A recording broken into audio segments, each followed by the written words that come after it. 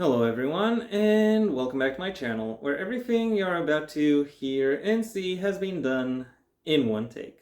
I'm your host, the One Take Man. At the beginning of this month, the first half of the Sandman's second season will have aired. And by this month, I mean this month is at the time this video's release. This video, at the time I'm filming, um, that that half still has a little while until it shows up. I um I do intend on seeing it when it comes, but if I am to talk about season 2 of The Sandman at all, it will be after it will be after I've seen all of it and can give my impressions of it. Until then, however, I thought I would go back to the old season, and by go back, I don't mean rewatch. I have my own reasons, which I hope are quite clear why I decided against that. And instead, I'm just going to talk about the first season, and more precisely, as the title has already given away, talk about the individual episodes and rank them from worst to best. And with that occasion, I'll also be going a little bit further into the into the actual story, the narrative of the entire season than I've been capable of doing over the course of my actual review of the season, and discussing the things that I think work, the things that I've enjoyed, etc. Though I will be talking a little bit more off the cuff, more improvised, because I don't have a script. So I'm just going to I'm just going to be somewhat freely speaking. Everything you're about to hear about when it comes to me discussing these episodes is going to be for the most part spontaneous. And I have been thinking of maybe making a more complex visual presentation. However, because these episodes, uh, some episodes adapt multiple stories and some only adapt one. That makes that would make exactly choosing the visuals that I want to use in order to talk about the individual episodes become a little bit too scrambled. So I decided I would just sit down, have my recorder in front of me, and or my recording device in front of me, and just talk freely. Also, you might occasionally notice me glancing that way. That's where I wrote the episodes. And again, I have to mention that while the ranking is worst to best, it would be more accurate to say least bad to best, because pretty much, as I have plenty of good things to say even about even about the episode that I've ranked worst. Anyway, with that excessive preamble out of the way, it's time I get into the actual list. At number 11, the worst per se, is episode 2, Imperfect Hosts. If one were to look at the first season of The Sandman as a body, with episode 1 being the head, episode 10 being the feet, and episode 11, the epilogue, being the tail, well then that leaves episode 2 as the neck. It's obviously important for the entirety of everything else, but there isn't really anything about it that is particularly spectacular. It really is, it really is there simply to set up everything that is about to happen over the course of maybe not necessarily over the course of the season, but at least over the course of the first arc of the season. There is a little bit of setup with the Corinthian in terms of how he fits into the overall arc that this series is trying to that the season is trying to set up. However, this the one episode where I think the Corinthian, where I think setting the Corinthian as the big bad of the season, uh, doesn't necessarily work. And especially when you consider that over the course of this episode, all he does is get vaporized, go to the dreaming, uh, thankfully when Dream himself is away, and then goes right back to the real world. Really, the most interesting part about this episode is when Dream himself goes to visit, Hecate and finds out where his accoutrements are, and thereby setting up, what the rest of this first arc is really going to, be like. I I think the story following FLD would have been more interesting to maybe to maybe build up on, and therefore give her and John D perhaps a little bit more perhaps a little bit more setup than than that moment she had with the Corinthian. Uh, but yeah, that's really all I can say about this episode for now. Moving ahead at number 10, episode 10, Lost Hearts. Yeah, the finale of the season, more or less, and the conclusion of its main driving arc. You know how I said that episode 2 doesn't really and that one of the problems with episode 2 is that it doesn't really help sell Corinthian as the main villain of the season. Well, in this episode, I think that really shines through, because the final confrontation between the Corinthian and the Sandman is really bound to show up within this bound to show up within this episode. And in the original comic, that that confrontation was more of a formality. The Corinthian thought that having the that having the dream nexus with him would give him some level of advantage, or would weaken his creator to some degree. However, it turns out that he was wrong, and was just as quickly obliterated. Here, the show at least tries to add a little bit of intrigue with regards to how that how that would actually go down. Unfortunately, it doesn't really work. It the end result comes across as more of a mess than an actual challenge for the main character. And there's an ambulance driving by. Hopefully people will let it pass.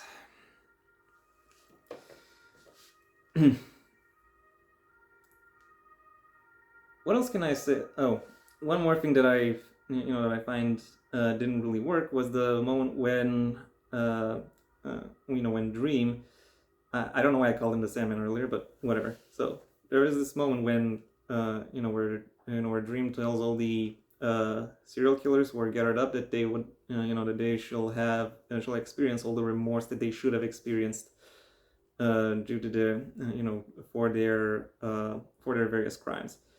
And while the aftermath of that scene is is quite effective, the actual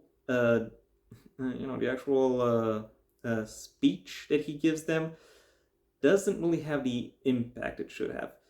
And I think Tom Starr's delivery is a little bit too, cracky, a little bit too. It sounds like he's wounded when he's talking about that, spiritually wounded, and that really doesn't.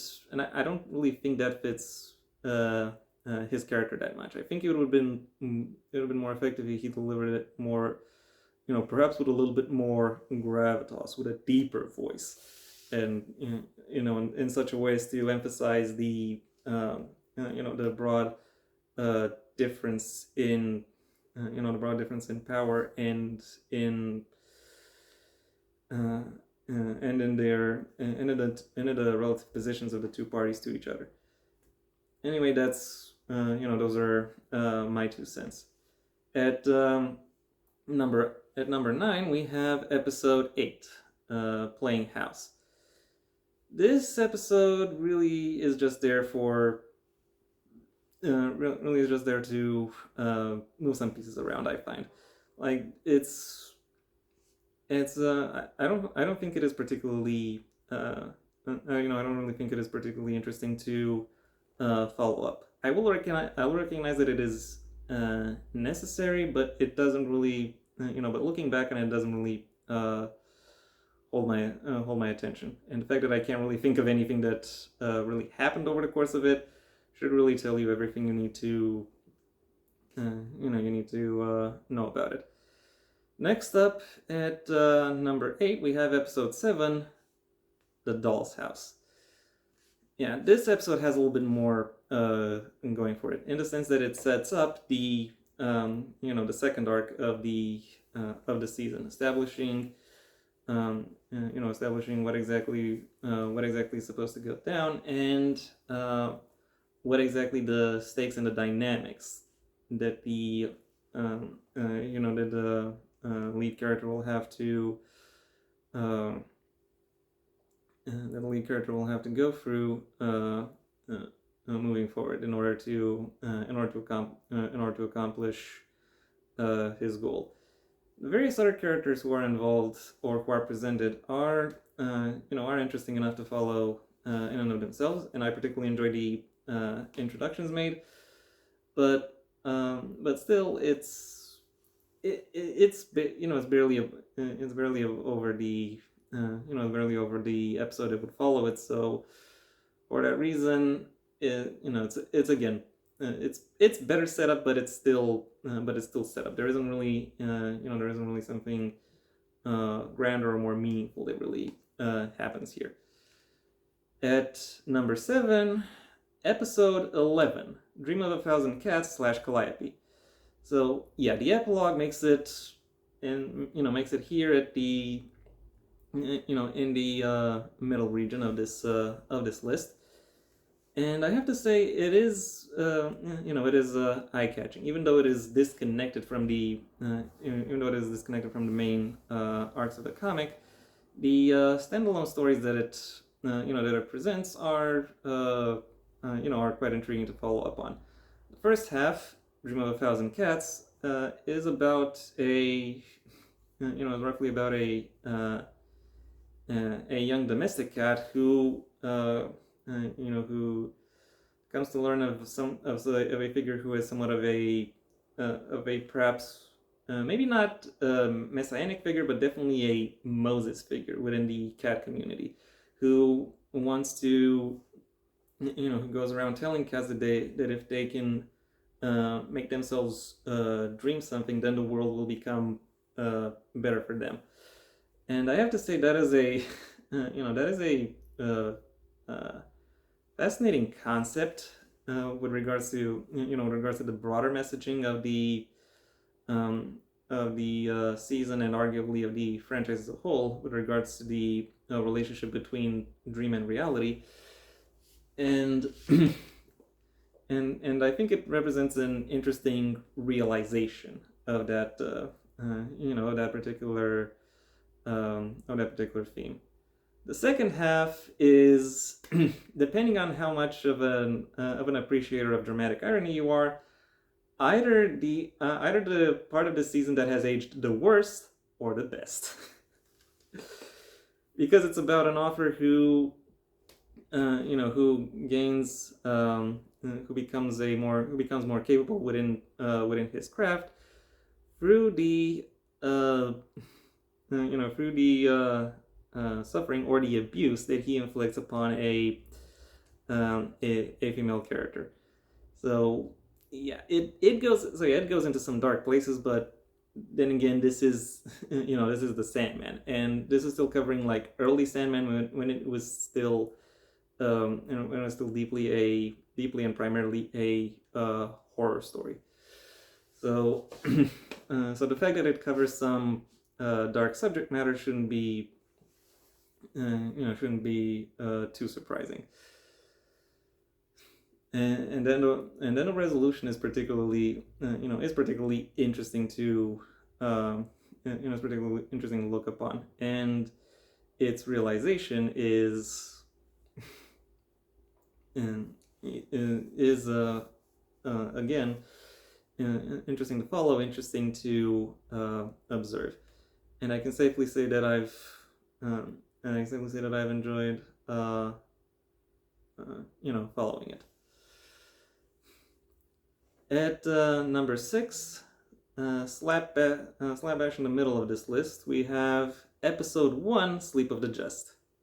Yeah, episode 1 in many ways represents the benchmark for the entire season, because it really, aside from being the obvious introduction to to the entire season, or really to the entire concept of this series, it it does so in an interesting and captivating way.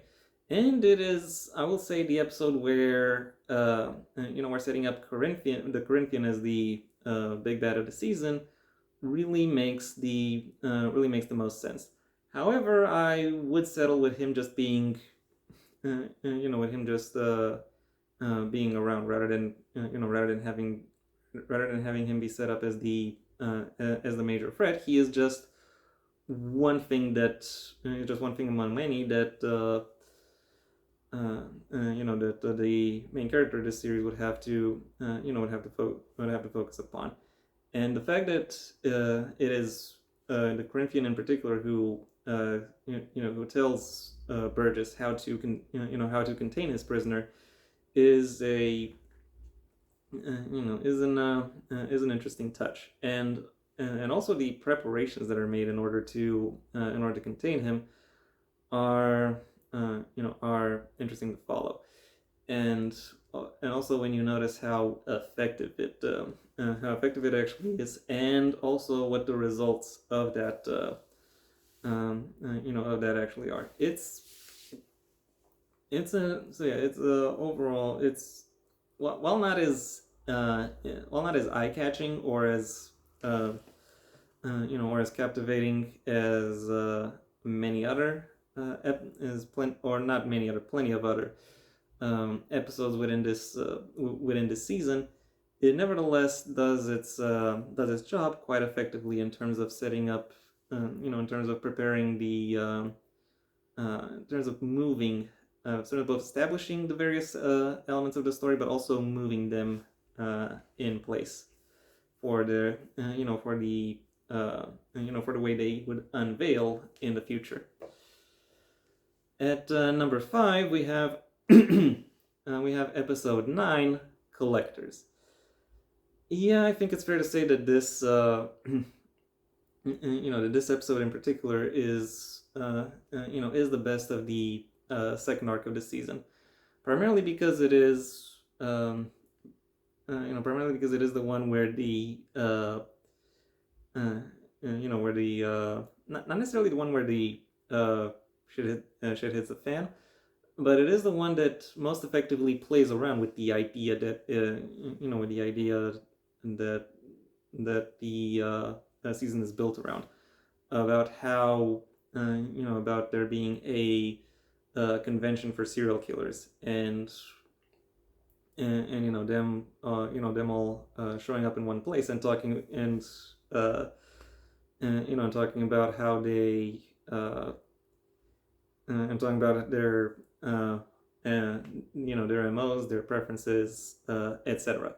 It would have been quite interesting for the author who wrote it at the time, talking about like comic book conventions, but I think it kind of gains a I think the gag behind this episode kind of gains a a second life these days, when and even when the first season premiered, due to you know true crime podcasters becoming that much more prominent, and serial killers have always to some degree had a fandom. Well, one could argue or a hate them, one could argue, and and this episode kind of plays around with that, and with the macabre allure that they that they present. And I think that episode really really showcases both the allure and the threat in in very in very interesting ways, while also while also playing into the uh,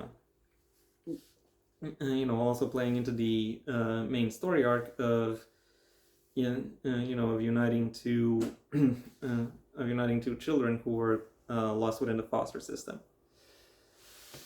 At number 4, we have episode 6, The Sound of Her Wings. This episode actually blends two comic issues together. One that is actually called The Sound of Her Wings, and the other called A Man of Good Fortune, which is about the immortal god Hedling going through I'll say 700-ish, 700 or 600, several centuries of change and experiencing life in good cheer and in good spirits. That is an that is an interesting development to follow through on, especially as we as the audience and get to see Dream opening up a little bit more, in particular to this character, and thereby setting him on his path throughout his character arc, where he comes to acknowledge the the need for change and the need for and the need for developments. That being said, the real attraction of this episode isn't really the adaptation of that comic book story, but rather the titular comic book story, which has Dream interacting with his sister Death, and how they shoot the breeze, what exactly it is that they're talking about, and also how but also primarily how she approaches her duty, because over the course of that episode, we get to see her approach a variety of people who who have died within that in close proximity to her, and how it is that she comforts them and guides them on, including her interacting with a baby for that reason. And that moment is heartwarming and tear-jerking all at once, in a manner that is hard for me to really put together. It is an absolute tour de force by Kirby Howell Baptiste, or just Kirby as she calls herself now, and I have to say, I find myself to be very impressed by that by that sequence. So for that reason, Sound of Her Wings makes it to number 4. And with the top 3, I have to say, when it came time to make this list, the bottom 2 were nailed down. The top 3 were also nailed down, and most of the trouble came from deciding what to do with the rest of the season. Still, I have to say, still, now that I've reached here, I think which for the process of elimination, which episodes made it here, and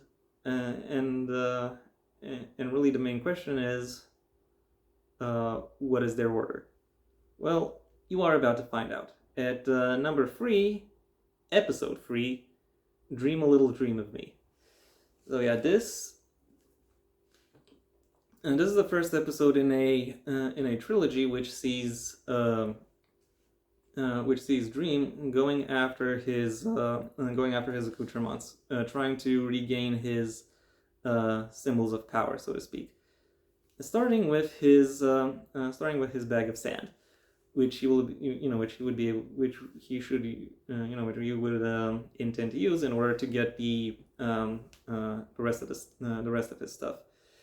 And this is where we get to meet, Joanna Constantine uh, and approach her and see how she approaches her various tasks, what those tasks actually are, and how she interacts with the and how she interacts uh, with others on a more personal level, and and then we see how how dreams artifacts to some extent interact with that, which in turn which in turn leads to some interesting horror developments. That being said, this episode is very much toned down compared to compared to what it was in the comic, but it does still represent an interesting an interesting development uh, within his character. Another step towards his in his move towards accepting towards accepting change and towards accepting broader responsibility towards mortals. And and yeah, that's really all I can say. Oh, also, this episode introduces Matthew, and while it is not Matthew's best episode, it does, uh, it does establish him quite effectively, and it makes him out to be an interesting and somewhat captivating figure in his own way, which is based not necessarily on abilities but on charisma. Being played by Patton Oswalt does kind of does kind of have its perks. At number 2, episode 4, A Hope in Hell. Yeah, a lot of people would place this episode at number 1 for for a variety of reasons. And while I see your point, I think the episode that I put on number 1 has a bit more going for it. Still, this episode has plenty of things going for it. It sees Dream going to hell in order to recover in order to recover another of his artifacts, his helm.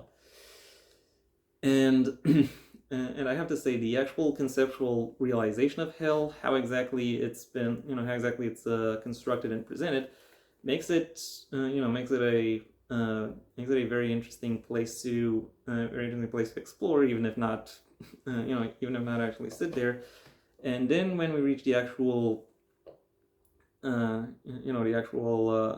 place where the actual place with where Dream gets to where Dream gets to recover his helm from, and we get confronted with Lucifer himself and how they present themselves throughout this episode, and then we reach the confrontation, the build up and the seriously, the build up and the actual execution of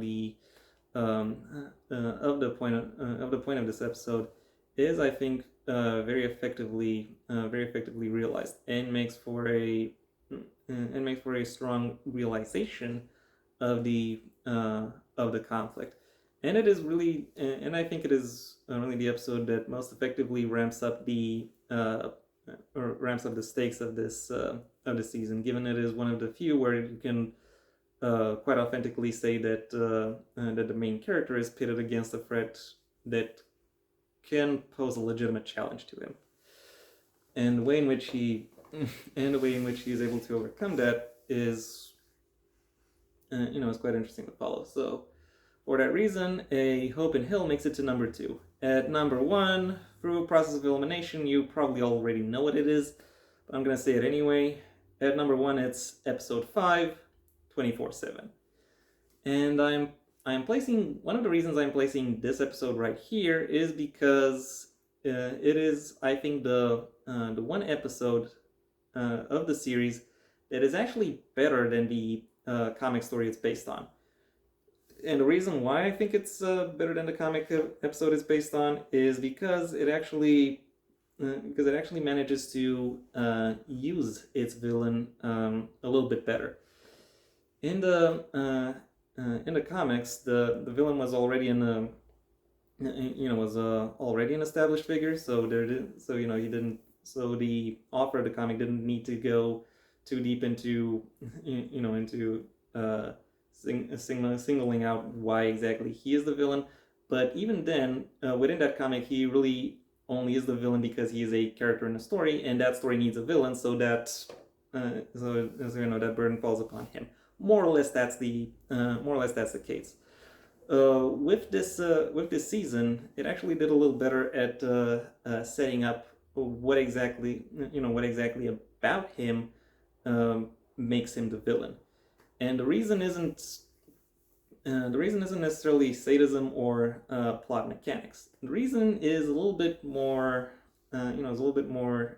intriguing, namely the fact that he views what it is that he's doing as honesty. He sees it as removing the artifice that people put around him, put around themselves.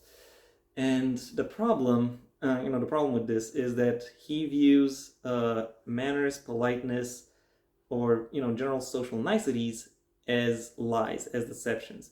And when he wants to, and when he wants people to show, to show their true sides, what they're actually showing is their worst sides. That is, that is something that the episode has been quite effective at showcasing, particularly the slow descent of all the of all the characters around the around the villain of the story. How they go from how they start snapping at each other, how they start to become more how they start to become more volatile, more reactive, all the way until they start they start stabbing and slashing and cutting at each other.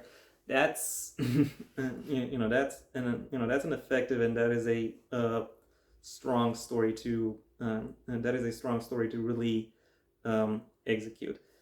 I still think that the way this scene, the ultimate climax was executed in the audio drama was a little bit better, but the build up and the actual plot mechanics that led to that moment are, I think, best accomplished within this episode. And then comes the finale, or the conclusion, where where John D actually actually meets Dream, and Dream tells him that he is wrong, and niceties aren't just lies people put up. They are they are they are projections of their intentions, of their and of their motivations, which is something that he, given that he is the patron figure of dreams and of the unconscious mind, would have a good knowledge of. And then the ultimate conclusion is, I have to say, quite satisfying, delivering an interesting resolution to a surprisingly tense and involving story that I found to be very interesting to follow, and also, as I've and hence why it is the best episode of the Sandman season 1. And yeah, that was all I had for today. As I said, I might do an episode on the second season, but if I do, that will not be the next video in release order.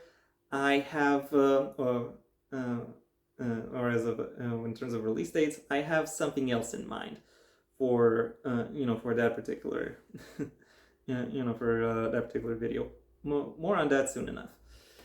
Until then, however, I would like to thank you for your attention, and say that if you've enjoyed what it is that you've seen, then please like the video, and maybe even share it wherever you think other people will also like the video. If there is anything you'd like to add, either to the first season, to any individual episode, or to my ranking of the individual episodes, that's what the comment section is for. And if you want to see when my next video gets released, well then please subscribe. And ideally also ring the bell or do whatever else YouTube will ask of you in order to keep you notified. I also have a first channel where I have a main channel where you can see me talk about, primarily about print medium, where I do, book reviews, writing advice, stuff like that. So if that sounds like it could be interesting to you, then go ahead and check it out. It's linked in the description right past my social media, which I also suggest to check out should you choose to. If that doesn't interest you, then I suggest you stay on this channel and go for my extensive backlog where I talk about various TV series, movies, gameplay. I occasionally do social commentary on stuff, stuff like that.